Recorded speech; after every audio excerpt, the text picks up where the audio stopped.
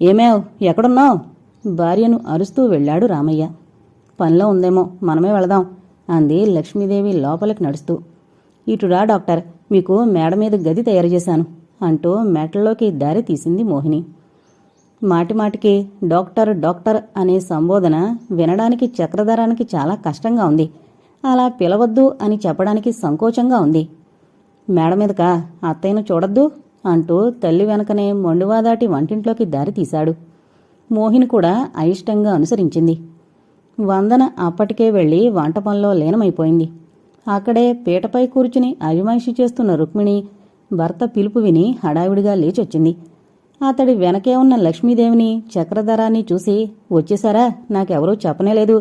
ఎన్నాళ్ళకొదినా అల్లుడు ఉద్యోగస్తుడే వచ్చి మన బంధుత్వాన్ని మళ్లీ కలిపాడు అంటూ లక్ష్మీదేవి చేతులు పట్టుకుంది ఆప్యాయత ఉలికిస్తూ.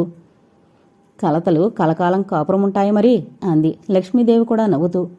ఏం బాబు, డాక్టర్ అయ్యావా అంది రుక్మిణి నవ్వుతూ చక్రధరాన్ని. నిండుగా నవ్వాడు చక్రధరం గడప మీద కూర్చుంటూ. అయ్యయ్యో, అలా కూర్చున్నవేమిటి? కుర్చీలా వేయవా వందన అంది రుక్మిణి. పాలేరు తెచ్చివేసిన చాపపై లక్ష్మీదేవి కూర్చుంది. పర్వాలేదత్తయ్య, నేనేం దొరగారిని కాను. మనలో మనకి అంత పట్టింపులేమిటి అన్నాడు ఆ అతి మర్యాదకు లోలోన ఆశ్చర్యపోతూ చక్రధరం. బేషైన మాట అన్నావరా అల్లుడు అన్నాడు గలగలా నవ్వుతూ రామయ్య. మీరు మాట్లాడుతుండండి, ఒక తగు ఉంది, తీర్చొస్తాను నేను మళ్ళీ అంటూ రామయ్య వెళ్ళిపోయాడు. మోహిని తల్లితో ఫిర్యాదుగా అన్నట్టుగా అంది. ఈ పెద్ద మనిషి పల్లెటూరు కోసం ముఖం వాచిపోయి వచ్చాడటమ్మా. నువ్వు గడప మీద కూర్చుంటేనే ఆశ్చర్యపోతున్నావు. ఇంత డాక్టర్ గారు బండితోలుకొచ్చారు తెలుసా? నిజమే, ఆశ్చర్యపోయింది రుక్మిణి. మాటిమాటికి అలాగంటావేమిటి మంగ? అందరం పల్లెటూరు వాళ్ళమే. మనం పుట్టిందిక్కడ, పెరిగిందిక్కడ. పట్టణాల్లో చదివినంత మాత్రాన మనుషులం మారిపోతామా?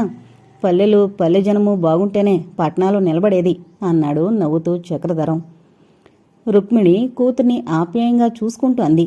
మీరొస్తారన్న సంగతి తెలిసినప్పటి నుంచి దీని సంబరానికి అంతేలేదు. అందుకేగా మరి స్టేషన్ కూడా ఎదురొచ్చింది. అయితే మాస్టారు చెప్పారా మీకు ఈ సంగతి అని అడిగాడు చక్రధరం. రుక్మిణి వదనంలో నవ్వు మాయమైంది. సరే, మాస్టర్ కాకపోతే మరొకరు, ఎలాగో తెలియకపోతుందా?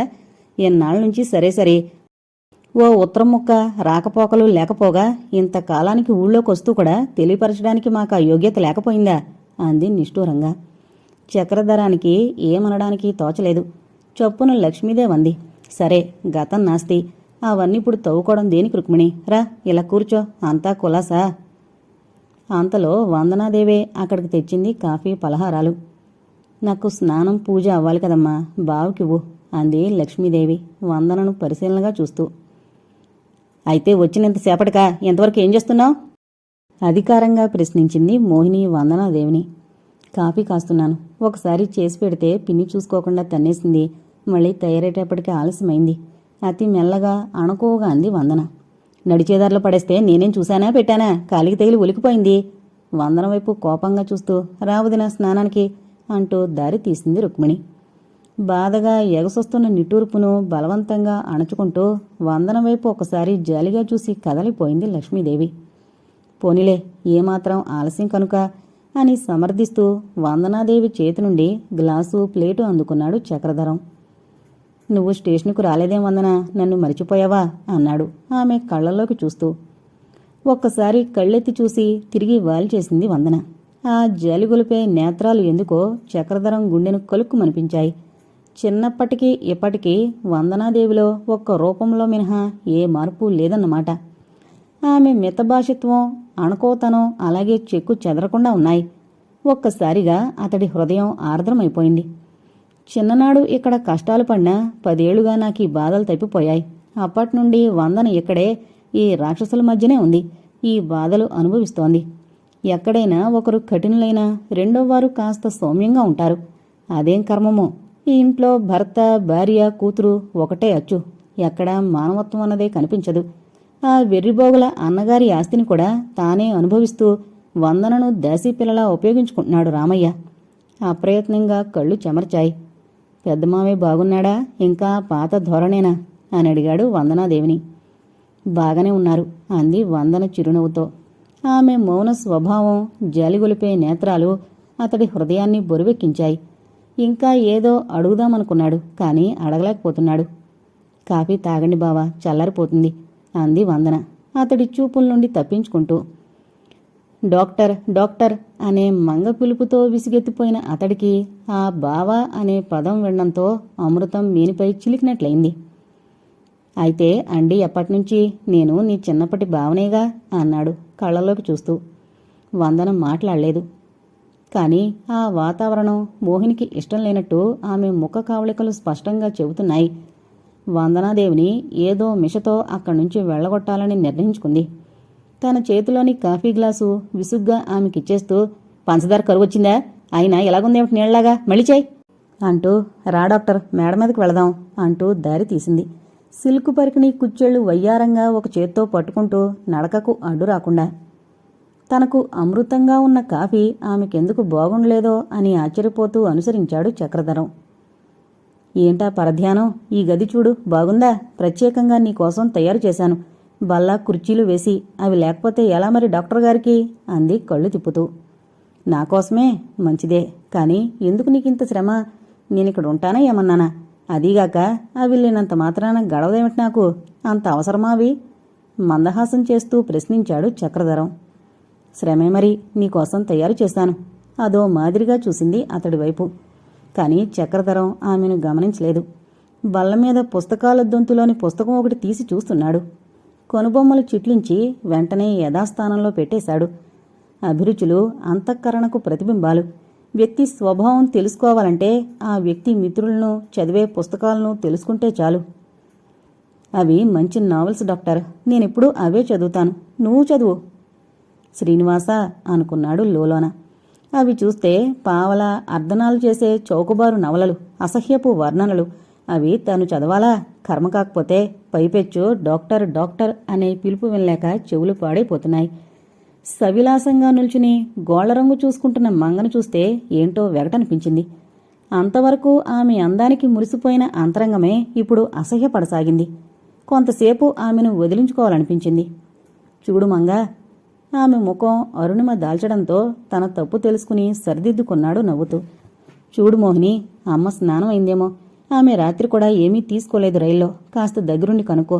నాకు వేణీళ్లు పెట్టించు, తర్వాత స్నానానికి. ఓ పరిగెత్తుతూ వెళ్ళిపోయింది. హమ్మయ్యా అనుకొని పక్క మీద వాలి కళ్ళు మూసుకున్నాడు.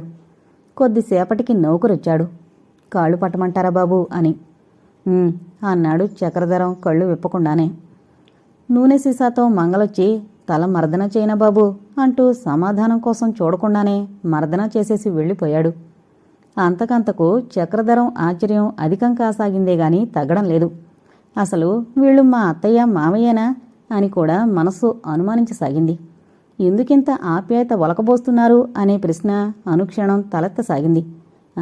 ఏముంది, ఆర్భాటానికి పొలుకుబడికి పడిచేస్తారు. మేనల్లుడు డాక్టర్ అంటే 10 మందిలోనూ తమకేదో గొప్ప చుట్టుకుంటుందని ఆశ అని సరిపెట్టుకున్నాడు. స్నానానికి రా డాక్టర్. మోహిని పొరుగు పొరుగునొచ్చింది మళ్ళీ. మౌనంగా లేచి వెళ్లాడు చక్రధరం. పాలేరు, తోవాళ్లు, దుస్తులు తెచ్చి నూతి గట్టు దగ్గర దండెంపై వేసి వెళ్ళిపోయాడు. నూతిలో నీళ్లు తోడుతోంది వందన. చక్రధరం రాకను గమనించలేదు. ఇంతమంది నౌకర్లుండగా ఈ పనులన్నీ నువ్వే చెయ్యాలా వందన? సానుభూతితో అడిగాడు. వెనక్కి తిరిగి చూసింది వందన. చక్రధరం తననే పరీక్షగా చూస్తున్నాడు. మౌనంగా బాల్చి నూతి పళ్ళెంలో ఉంచి చేతులు పమిట కొంగుకు తుడుచుకుంటూ వెళ్ళిపోయింది. ఆమె వెళ్ళిన దిక్కే చూస్తూ నిల్చున్నాడు జాలిగా. అవతల దొడ్లో ఉన్న ముక్కాలపేట సబ్బు పెట్టే తెచ్చి అక్కడుంచి చక్రధరం వైపు చూసింది ప్రశ్నార్థకంగా. ఆమె జాలిగొలిపే అర్ధనిమిలిత నేత్రాలు చూస్తుంటే అతడి గుండె కలుక్కుమంది.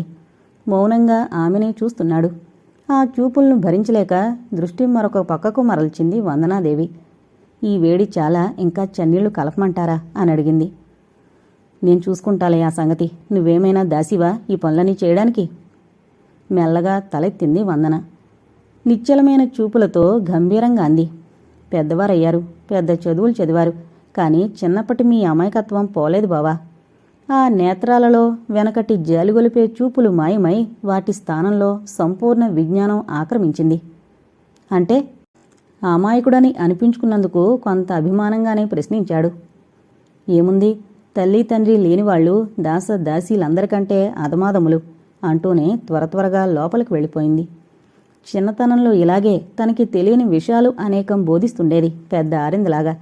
చక్రధరం నేరాలను కూడా తన వైపే వేసుకుని రుక్మిణి రామయ్యలు విధించే శిక్షను మౌనంగా అనుభవించేది. స్నానం సంగతి మరచి గత స్మృతుల్లో మునిగి తేలుతున్న అతడు కాలాన్నే గమనించలేదు. మోహినొచ్చి ఎంతసేపటి నుండి తనను చూస్తోందో చూడలేదు. ఆ పరధ్యానమేమిటి డాక్టర్? మోహిని ప్రశ్నతో తిరిగి ఈ ప్రపంచంలోకొచ్చాడు. వయ్యారంగా నూతి గోడకు ఆనుకుని నిల్చుంది మోహిని. కొద్దిగా ఎరుపు రంగు మిళితమైన పచ్చటి శరీర ఛాయ, చంద్రబింబం వంటి ముఖం, నిండైన విగ్రహం, ఎవరూ లోపమెనలేని సౌందర్యం. ఆ ఎండలో మరింత వింత సోయగాలు ఈనుతూ మెరిసిపోతోంది. ఈ తెచ్చిపెట్టుకున్న షోకులు లేకపోతే ఇంకా ఎంత బాగున్నో అనుకున్నాడు చక్రధరం. స్నానం చేసొస్తామని చూస్తుంటే ఎంతకు రావేమిటి? నాన్న నీకోసం ఎదురు చూస్తున్నారు అంది మోహిని. పద, ఇప్పుడే వస్తాను. ఏనాడో విడిచిపెట్టిన స్థలం కదా, అంతా చూస్తున్నాను మరి అన్నాడు మందహాసంతో చుట్టూ పరికిస్తూ. భోజనం దగ్గర రామయ్య ఆదర కుశల ప్రశ్నలతోనూ, రుక్మిణమ్మ ఆప్యాయతతోనూ, మోహిని హాస పరిహాసాలతోనూ ఉక్కిరిబిక్కిరైపోయారు లక్ష్మీదేవి చక్రధరం. కాని ఆ ఆదరణ అంతలోనూ ఏదో అపశృతి పలుకుతోంది. ఆ కుటుంబంలోని వ్యక్తుల స్వభావానికి అంతటి సౌమ్యత అసహజంగా ఉంది. చిన్ననాడు తండ్రి లేని తనను నీచంగా చూసి హింసించి ఆస్తి దొంగలించి పెద్ద బరువును వదిలించుకున్న వ్యక్తుల నేటి ఆదరణలో హృదయం ఉందా? భోజనానంతరం లక్ష్మీదేవి కొద్దిసేపు మేను వాల్చింది. ప్రయాణంలో గడిపిన 2 రాత్రుళ్ళు నిద్రలేదు. ఇప్పుడు కొంతసేపు నిద్రపోయి ఆ బడలిక తీర్చుకుందామనే ఉద్దేశంతో చక్రధరం మేడ మీదకు వెళ్లి పడుకున్నాడు. ఓవైపు నిద్ర ఆవరిస్తున్నా మరొక పక్క ముసురుకుంటున్న ఆలోచనలు ఆ నిద్రను తోసివేస్తున్నాయి. కడకు నిద్రాదేవే గెలిచింది. నిద్రపోయి 1 గంట కాలమైనా అయిందో లేదో కింద అంతస్తులో ఏదో గొడవ వినిపించగా మెలకు వచ్చేసింది. ఏంటో పెద్ద పెద్ద కేకలు పెడుతోంది రుక్మిణమ్మ, ఏదో పుట్టి మునిగిపోయినట్టు. చక్రధరం నిద్ర పూర్తిగా తేలిపోయింది. అదేమిటోననే ఉత్సుకతతో లేచి వరండాలోకి వెళ్ళాడు. దర్జాగా నిల్చుని రుక్మిణి ఏంటో ఆజ్ఞాపిస్తోంది. చేతిలో పాలచెంబుతో వందనాదేవి దీనంగా నిల్చునుంది. నిన్న ఏకాదశి, నాన్న ఉపవాసం కదా పిన్ని. ఇవాళప్పుడే 12 అయింది. అసలు తీసుకునేదే పాలు పళ్ళు, ఇవి కూడా వేళకు అందించలేకపోతే ఎలా? త్వరగానే వచ్చేస్తాను బ్రతిమాలుతున్న ధోరణిలో అంది వందన. ఇంత మాత్రానికి ప్రాణాలేమీ గుడ్డుకు మనవలే. టిఫిన్ తయారు చేసి అక్కడ పెట్టి వెళ్ళు, వాళ్ళు నిద్రలేచేసరికి. మళ్ళీ రాత్రి వరకు నువ్వెప్పుడొచ్చినా నాకు అనవసరం. మారు మాట్లాడకుండా పాలచెంబు అక్కడుంచి లోపలికి వెళ్ళిపోయింది వందన. ఒక్క నిట్టూర్పు వదిలి లోపలికి వెళ్ళిపోయాడు చక్రధరం. సంసారంతో బంధం తెంచుకున్న తండ్రి ఆలనా పాలనలు చూడవలసిన బాధ్యత ఆమెపైనే ఉంది. ఆ తండ్రికి పాలు పళ్ళే ఆహారం. అవైనా సరైన వేళకు అందించే స్వతంత్రం లేదన్నమాట ఆమెకు. పడుకున్నాడే కాని తిరిగి నిద్ర లేదు. మనస్సంతా వికలమైపోయింది. చిన్ననాడే నాకీ బాధలు వదిలిపోయాయి. వందన మాత్రం ఇంకా ఈ నరక కోపంలోనే ఉంది. పుట్టిన దాది 20 ఏళ్లుగా ఈ నరకం అనుభవిస్తోంది అనుకోగానే అతని గుండెలు పిండినట్లయింది. చదువు కాగానే ప్రాక్టీసు పెట్టగలంత ధైర్యమూ స్తోమత లేక ఉద్యోగం కోసం దరఖాస్తు పెట్టాడు. పల్లె పట్టునొచ్చిన ఉద్యోగానికి ప్రశాంతంగా గడపవచ్చునని మురిసిపోయాడు. కాని ఇక్కడ అడుగు పెట్టగానే ఏ ప్రశాంతతను సంతోషాన్ని కోరి వచ్చాడో అవే మృగ్యమైపోయాయి. సామాన్య విషయాలోచనకే ఇచ్చగించని మెదడు జటిల సమస్యలతో వేడికిపోతోంది. ఈ మనుషుల స్వభావాదులు లీలగానే తప్ప వివరంగా గుర్తులేవు. ఈ క్రూరత్వం నీచత్వం ఇంత వివరంగా జ్ఞప్తి అందుంటే అసలు ఈ ఊరు రాకపోను. తల్లి సలహాను పాటించకపోవడం ఎంత పొరపాటైపోయింది. చిరాకుగా పక్క మీద నుంచి లేచి కిటికీ దగ్గర నిల్చున్నాడు బయటకు చూస్తూ. చిన్నప్పుడు తాము చదువుకున్న వీధిబడి స్థానే పెంకుటిల్లు వెలసింది. చాలా వరకు ఆనాటి పూరిళ్ళు పెంకుటిళ్ళు మాయమై వాటి స్థానంలో బంగ్లాలు డాబాలు కనిపిస్తున్నాయి. వెనక ఊరంతా నిశ్శబ్దంగా ఉండేది. ఇప్పుడు ఒకవైపున పంచాయతీ ఆఫీసులో రేడియో వినవస్తోంది. మరొక వైపున పొలాలకు నీళ్లు తోడుతున్న ఇంజన్ల చప్పుడు. అప్పటికి ఇప్పటికీ ఊరు చాలా మారింది. ఈ ఇంట్లో మనుషుల స్వభావాలు తప్ప అనుకున్నాడు చక్రధరం. ఆలోచనలో ఉన్న అతడికి అప్పుడే పాలపాత్రతో సింహద్వారం దాటి ప్రహారీ గోడని అధిగమించి నడిచి వెళుతోన్న వందనాదేవి కనిపించింది. పని చేసి చేసి అలసిపోయిన శరీరం భారంగా అడుగులు వేస్తోంది. సరైన ఆలన పాలనలు లేకనేమో అసలే శ్యామవర్ణ దేహం ఇంకా తగ్గిపోయినట్లుంది. ఇంకా తలదూకోలేనట్లుంది. రేగిపోయిన జుట్టును చేత్తో సవరించుకుంటూ నడుస్తోంది వందన. 20 ఎకరాల ఆసామి కూతురు ఏంటి గతి అని ఆక్రోశించింది అతడి అంతరంగం. త్వరగా దుస్తులు వేసుకుని చప్పుడు చేయకుండా వీధివైపు మెట్ల మీదుగా మేడ దిగి వెళ్ళిపోయాడు. ఒకరిద్దరు వారు తెలిసిన వారు ఎదురు పడితే పలకరించి మాధవయ్య ఆశ్రమానికి చేరుకున్నాడు తిన్నగా. చక్రధరం వెళ్లే సమయానికి మాధవయ్య ఆశ్రమ ప్రాంగణం ద్వారం దగ్గరున్న మామిడి చెట్టు కింద నీడలో కూర్చుని వేదాంత చర్చ జరుపుతున్నాడు మరొక 4 సాధువులతో. ఎన్ని మార్పులొచ్చినా పెద్ద మావయ్య ఆశ్రమము మారలేదు అనుకుంటూ వెళ్ళి నమస్కరించి దూరంగా కూర్చున్నాడు చక్రధరం. ఎవరు చక్రి, ఎప్పుడొచ్చావు? వెంటనే గుర్తుపట్టలేకపోయాను అన్నాడు మాధవయ్య. తమ్ముడు రామయ్యలాగా తెచ్చిపెట్టుకున్న నటన ప్రదర్శనలేవీ లేవు. ఆ పలకరింపు ఆప్యాయత ఆనాడు ఎలాగున్నాయో ఈనాడు అలాగే ఉన్నాయి. అమ్మ నేను పొద్దున్నే వచ్చాం మావయ్య, మీరు కులాసా? పరమాత్ముడి ఆజ్ఞ అయ్యే వరకు కులాసా కాకపోతే ఏమిటి, పెద్ద చదువులు చదివారట. అంతా మీ ఆశీర్వాదమే మావయ్య, మీ చర్చ కానివ్వండి, ఒకసారి ఆశ్రమం అంతా చూసొస్తాను. లేచి త్వరగా ఆశ్రమంలోకి వెళ్ళిపోయాడు వెల్లుబుకొస్తోన్న దుఃఖాన్ని అణుచుకుంటూ. ఆ వాతావరణంలో అడుగు పెట్టగానే అతని హృదయం తీవ్రంగా కదిలిపోయింది. చిన్ననాడు తాను వందన నాటి నీళ్లు పోసిన మొక్కలు ఇప్పుడు ఫల పుష్పాలతో ఏపుగా పెరిగి వృక్షరూపంలో ఉన్నాయి. మావయ్య పూజకు కావలసిన పుష్పాలు తులసి ఎక్కడెక్కడో సేకరించి తెచ్చి పూజకు అన్నీ అమర్చి ఆయన పూజ చేస్తుంటే చూస్తూ దగ్గర కూర్చునేవారు తాను వందన. దేవతార్చన ముగిశాక ఇద్దరికీ ప్రసాదం పెట్టి భగవత్కృప వల్ల వృద్ధిలోకి వస్తారని దీవించేవారు. హైదరాబాద్ వెళ్ళాక కూడా కొంతవరకు ఈ దీవెన తన చెవుల్లో రింగుమంటుండేది. మామయ్య ఎక్కడో దూరంగా నిల్చుని తనను ఆశీర్వదిస్తున్నట్టే ఉండేది. కానీ కాలక్రమాన ఆ బాల్య స్మృతులు మరుగున పడ్డాయి.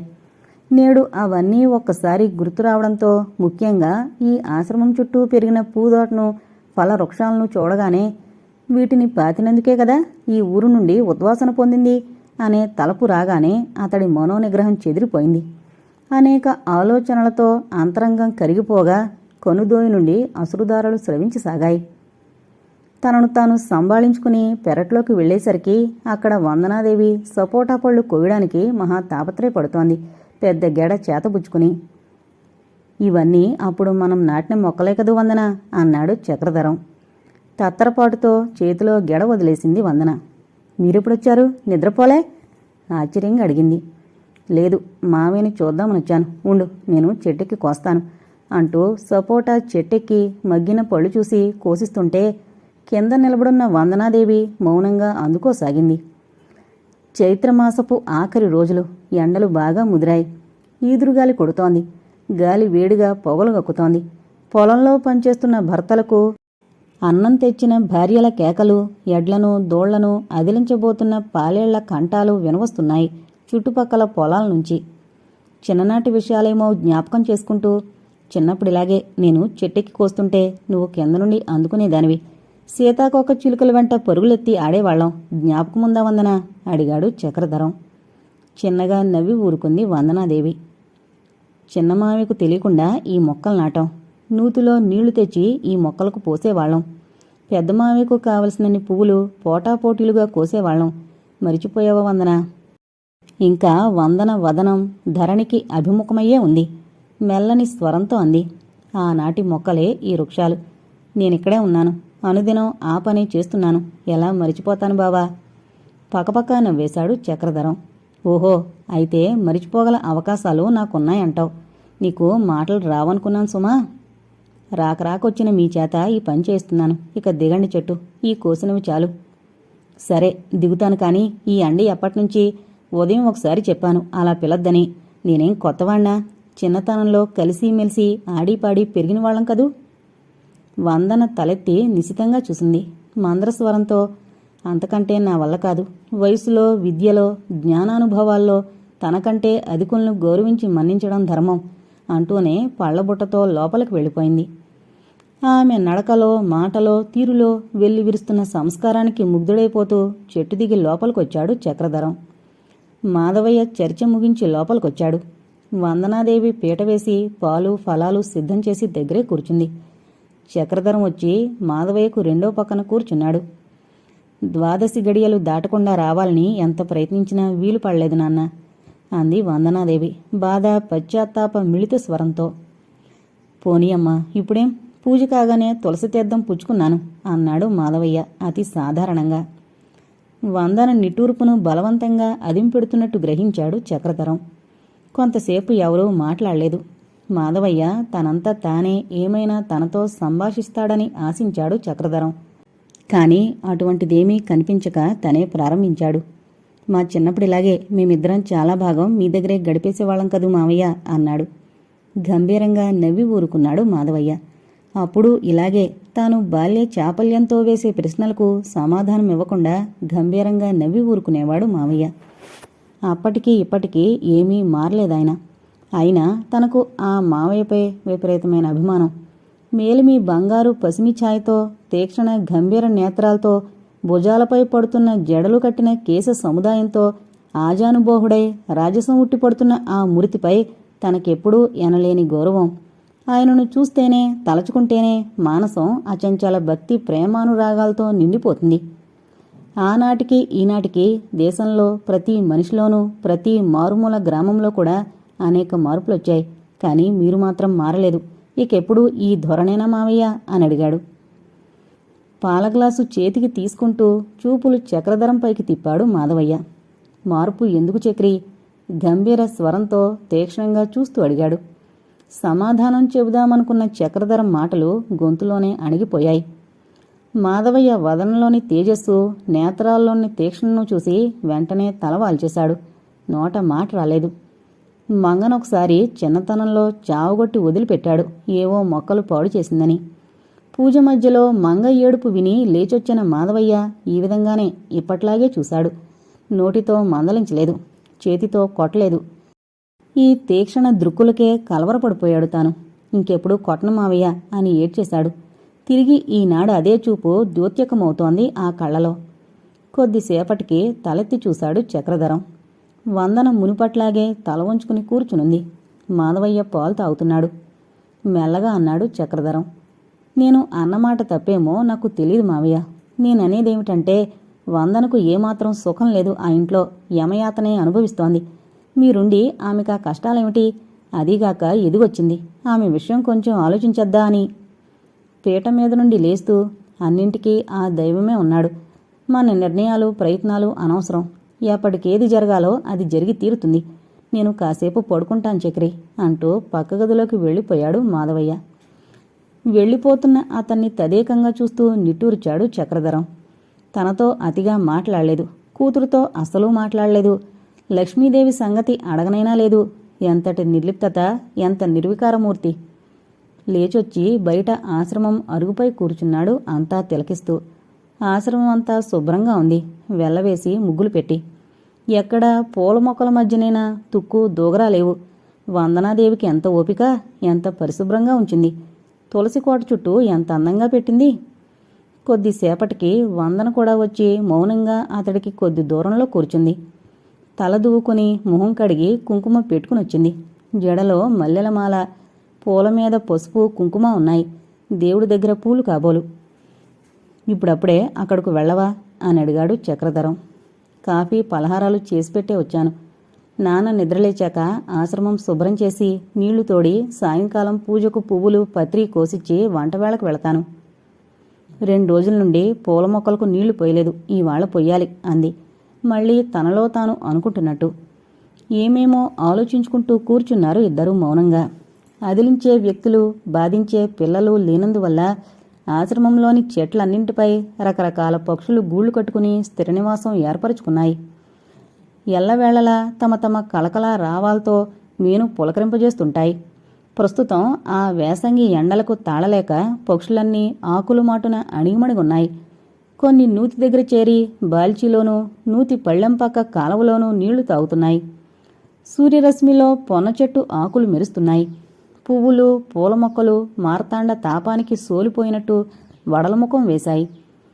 తమ స్వహస్తాలతో నాటి పెంచిన పుష్పవనంలో సుఖ పికాదుల కలకూజీతాలు వీణుల విందు చేస్తుండగా నానావిధ పుష్ప సౌరభాలను ఆస్వాదిస్తూ నాటి చెలిమిని, మధుర ఘట్టాలను నెమరవేసుకుంటున్నారా యువత యువకులు.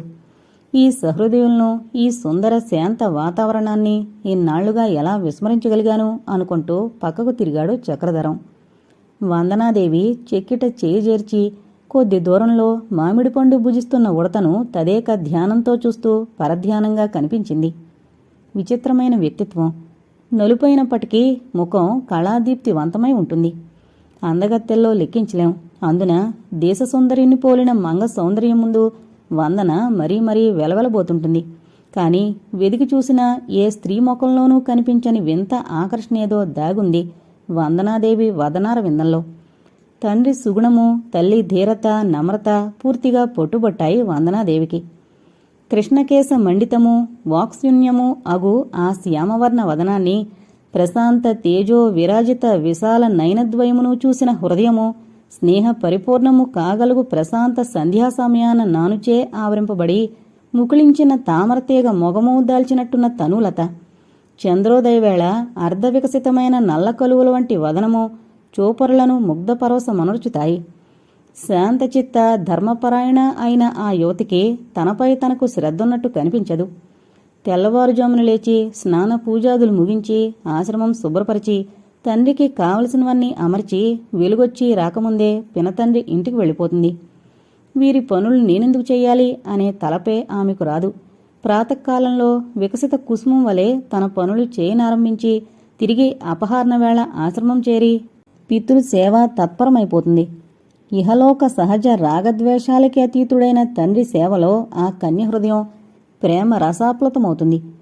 తండ్రి సుఖంగా ఉండడం చూసినప్పుడు ఆమె నేత్రములు ఆనందాశ్రుపూరితమై హృదయం సంతసంతో నాట్యం మొనర్చుతుంది. వందనాదేవికి మానవ స్నేహితులెవరూ లేరు. విశాల భువనం వలె, గంభీర జలది వలె, అనంతాకాశం వలె ఆమె హృదయాగత ప్రేమానురాగాలు విస్తార గంభీరాంతమైనవి. శాంత గంభీర నదీ ప్రవాహాలు, సూర్య చంద్ర తారక నిలయాంబరము ఆమె చెలులు. పక్షులు ఆమె ప్రేమ బుక్కులు. వాటికి అనుదినం ఆహారం చల్లి కాపాడుతుంది.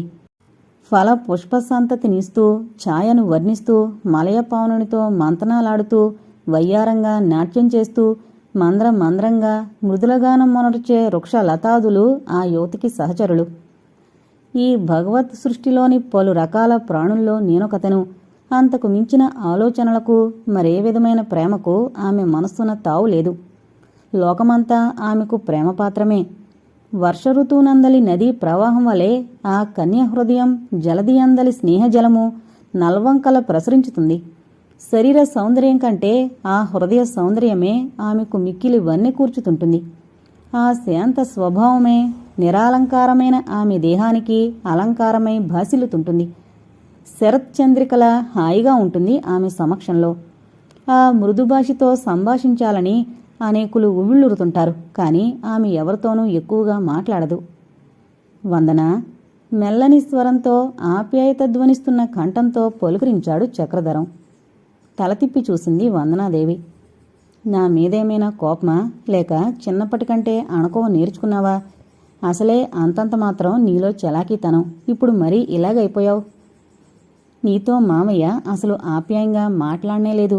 రోజూ ఇంతేనా? నీరసంగా నవ్వింది వందనాదేవి. ఎప్పుడూ అంతే. నేనేమైనా అయిపోయినా అమ్మాయి కనపడలేదేమని అడుగడు, విచారించాడు.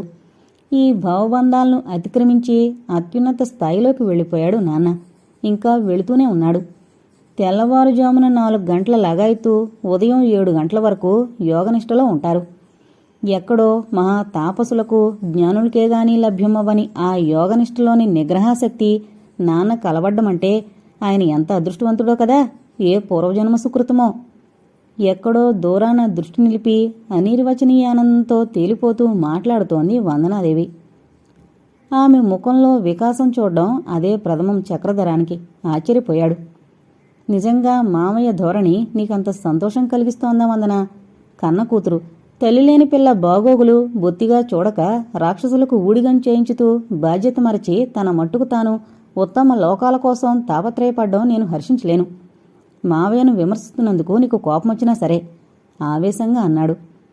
నిశితంగా చూస్తూ గంభీరయుక్తమైన చిరునవ్వుతో అంది వందనాదేవి. ఎందుకు బావా అలా అనుకోవడం? ఆ నాన్న కడుపును పుట్టడమే మహా అదృష్టంగా భావిస్తున్నాను. అంతకంటే ఏం కావాలి నాకు? బాగోగులు చూడ్డానికి పైన భగవంతుడే ఉన్నాడు. ఏనాటిదో నా కర్మఫలం నేను అనుభవిస్తున్నాను. అందర్నీ నిందించడం దేనికి? తండ్రి వేదాంతమే కూతురికి పొట్టుబట్టడం చూస్తే చక్రధరానికి చికాకు కలిగింది. బాగుంది వరస.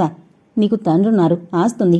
అయినా పినతండ్రి ఇంట దాసత్వం చేస్తూ పైగా దానిని కర్మ అని సరిపెట్టుకోవడంలో అర్థం ఏమైనా ఉందా? ఆ రాక్షసుల చేత అతి హీనంగా చూడవలసినంత గతేం పట్టింది నీకు? నీ తండ్రి పిచ్చిదోరని మామూలే కదూ. అతడి ఆవేశానికి అవధులు లేకుండా ఉన్నాయి. జీవం లేని నవ్వు నవ్వింది వందన. అందుకే ఎన్ని ఐశ్వర్యాలున్నా ఏమున్నా తల్లి లేని వాళ్ళు అష్టమ దరిద్రుల కంటే హీనమన్నారు. అమ్మ లేకపోగా ఉన్న నాన్న ప్రేమ కూడా కరువవడం నేనెంత దురదృష్టవంతురాలనో మరి. చివుక్కుమంది చక్రధరం మనసు.